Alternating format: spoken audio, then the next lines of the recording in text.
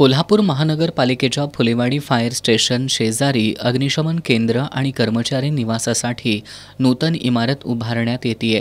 गेल्या 3 महिन्यांपासून रेणुका कन्स्ट्रक्शन कंपनीकडून हे काम सुरू असून इमारतीचा तळमजला आणि पहिल्या मजल्यावर विविध यंत्रणा आणि निवास व्यवस्था प्रस्तावित होती। मंगळवारी स्लॅब टाकण्याचे काम सुरू असताना अचानक स्लॅबला भेगा पडू लागल्या। यावेळी प्रसंगावधान राखून 2 कामगारांनी उड्या मारून आपला जीव वाचवला, पण काही क्षणातच स्लॅब कोसळून 6 कामगार ढिगाऱ्याखाली अडकले।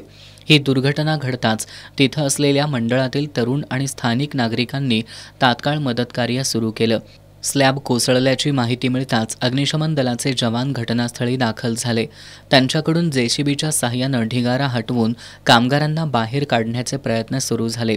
या दुर्घटनेत नवनाथ अण्णाप्पा कागलकर यांचा जागीच मृत्यू झाला, तर दत्तात्रय शेंबडे, जया शेंबडे, अक्षय लाड आणि सुमन वाघमारे या जखमींना उपचारांसाठी CPRमध्ये दाखल करण्यात आले।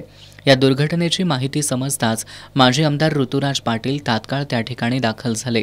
त्यांनी बचाव कार्याबाबत सूचना दिल्या। जिल्हाधिकारी अमोल येडगे, पोलीस अधीक्षक योगेश कुमार गुप्ता, महापालिका प्रशासक के मंजुलक्ष्मी हे अधिकारी सुद्धा तात्काळ दुर्घटनास्थळी दाखल झाले।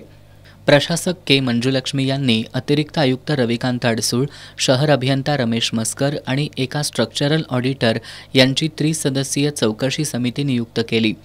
आज या समितीनं घटनास्थळी भेट देऊन पाहणी केली आणि संध्याकाळी चौकशी अहवाल सादर केला। चौकशी अहवालात बांधकामात अनेक गंभीर त्रुटी असल्याचं नमूद करण्यात आलंय। स्ट्रक्चरल इंजिनियरच्या सूचनेनंतरही प्रत्यक्ष पाहणी न घेता स्लॅब टाकणं, 4 पोल आवश्यक असताना ट्रॉली फक्त 2 पोलवर उभारणं, तांत्रिकदृष्ट्या धोकादायक डबल हाईट स्लॅब रात्रीच्या वेळी टाकणं, साईट इंजिनियर नियुक्त न करता फक्त सेंटरिंग ठेकेदाराकडून काम करून घेणं, कनिष्ठ अभियंत्यांनी पूर्ण वेळ साईटवर उपस्थित राहणं गरजेचं असताना फक्त सकाळ संध्याकाळ भेट देऊन जाणं या त्रुटी निदर्शनाला आल्याचं चौकशी समितीच्या अहवालात नमूद करण्यात आलंय। दरम्यान कनिष्ठ अभियंता प्रमोद बराले यांच्या फिर्यादीवरून ठेकेदार शशिकांत राजाराम पोवार याच्यावर गुन्हा दाखल करत पोलिसांनी त्याला ताब्यात घेतलंय। जुना राजवाडा पोलीस या प्रकरणी अधिक तपास करतायत।